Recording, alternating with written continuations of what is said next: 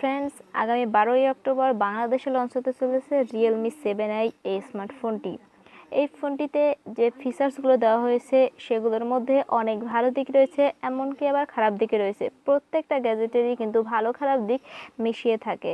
এটা ইন্ডিয়াতে already launch করা হয়েছে এবং বাংলাদেশে কিন্তু 12ই অক্টোবর লঞ্চ হতে যাচ্ছে। এটা কিন্তু অলরেডি রিয়েলমি বাংলাদেশ আমাদেরকে জানিয়ে দিয়েছে।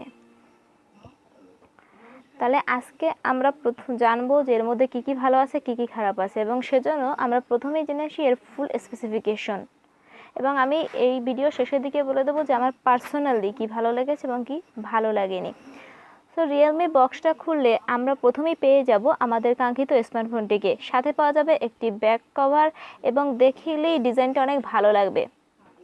ক্যামেরা হিসেবে এখানে দেওয়া হয়েছে কোয়াড ক্যামেরা সেটআপ, যেখানে মেইন ক্যামেরা রয়েছে 64 মেগাপিক্সেলের, যেটা সোনির সেন্সর নয়, স্যামসাংয়ের একটি সেন্সর। সো এটা সম্পর্কে তেমন কিছু বলা চলে না, তবে এই প্রাইস রেঞ্জে এটা ভালোই।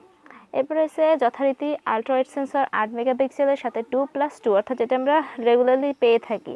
এবং ফ্রন্ট ক্যামেরায় থাকছে 16 মেগাপিক্সেলের সেলফি ক্যামেরা, যেটা সবসময় একটু বেশি সাদা করে দেয় আমরা জানি, যেহেতু আমরা এর আগেও রিয়েলমি 7 বা রিয়েলমি 7 প্রো অনেকগুলো ডিভাইস ইউজ করেছি। রিয়েলমি 6 প্রো প্রত্যেকটা আমরা দেখেছি যে 16 এমপির সামনের যে সেলফি ক্যামেরাটা থাকে সেটা অনেকটা বেশি বিউটি ক্যামেরার মতো করে দেয়, যেটা অনেকের কাছে ভালো লাগে না, কারণ ন্যাচারাল ডিটেলসটা একটু কম থাকে, আবার অনেকের কাছে কিন্তু ভালো লাগে।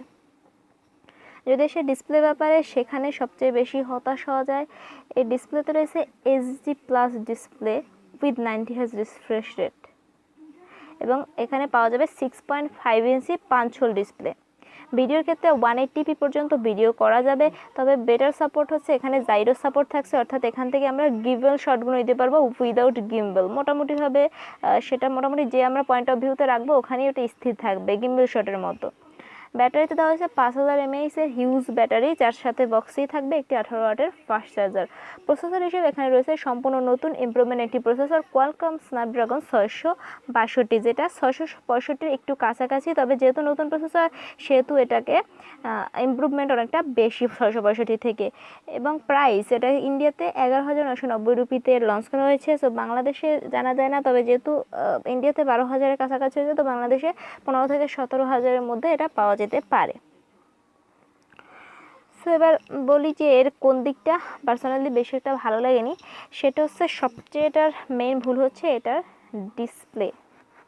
ডিসপ্লেতে এখানে এটাকে এইচডি প্লাস ডিসপ্লে দেওয়া হয়েছে, যেখানে এই প্রাইস রেঞ্জে অন্যান্য কোম্পানিগুলো বা অন্যান্য ফোনগুলোতে কিন্তু অলরেডি আমরা ফুল এইচডি প্লাস ডিসপ্লে পাচ্ছি।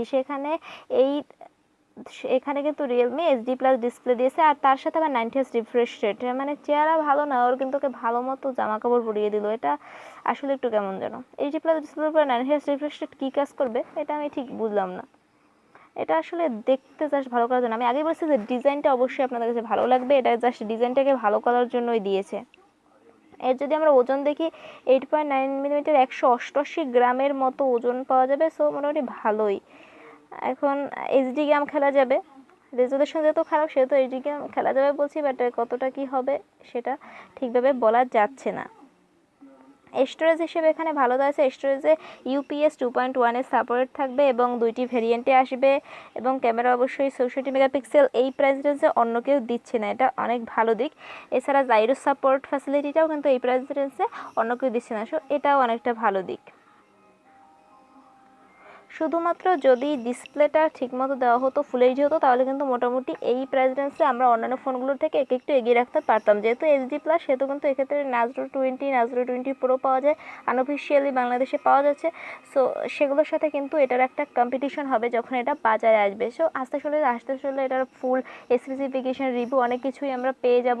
সো এটা আপাতত জানিয়ে রাখলাম। এবং অবশ্যই 12 তারিখে রিয়েলমি বাংলাদেশে তাদের অফিসিয়াল ইউটিউব চ্যানেল রয়েছে, সেখানে কিন্তু তারা অনেকগুলো কন্টেস্ট, অর্থাৎ সেটা কন্টেস্ট হবে কিন্তু লাইভ কন্টেস্ট, সেখান থেকে কিন্তু অনেকগুলো পুরস্কারও জেতার রয়েছে। সবচেয়ে বেশি যা কমেন্টে লাইক আসবে সে কিন্তু একটা 7i ফোনও পেয়ে যেতে পারে।